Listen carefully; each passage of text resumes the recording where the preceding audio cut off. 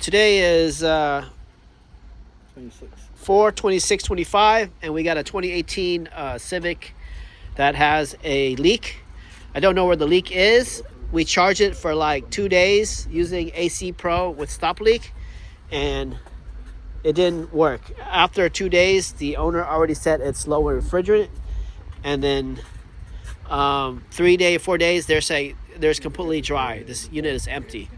So today we are going to go ahead and put in a dye.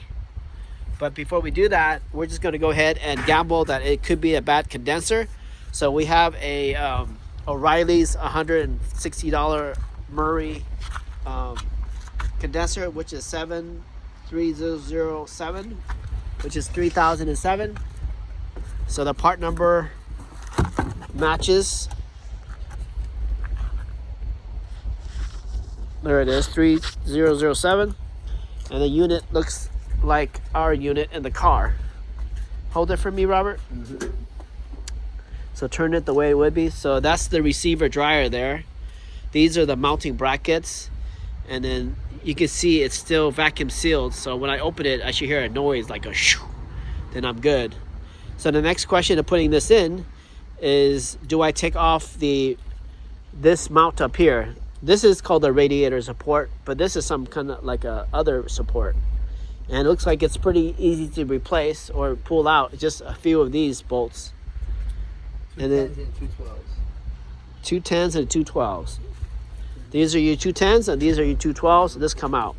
So the question is, can I take this out without removing this? So I'm going to try that. But I'm going to remove this first before I open these bolts. Once I open this bolt, I'm on a time crunch.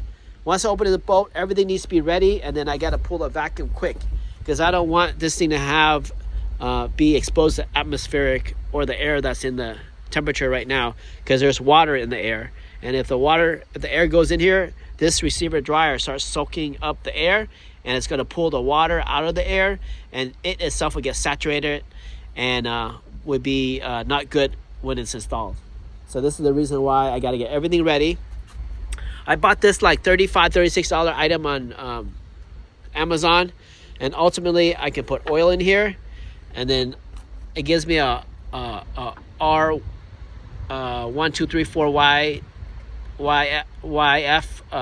connector that I'll connect there, and then turn the valve, and it'll suck the oil over.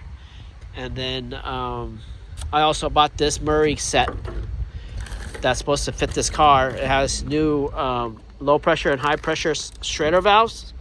I think it was like $13 or so, and because we got a cap here but we're missing the high pressure cap. So this is a Murray 26993. Oh, you found the cap? It was in the bumper.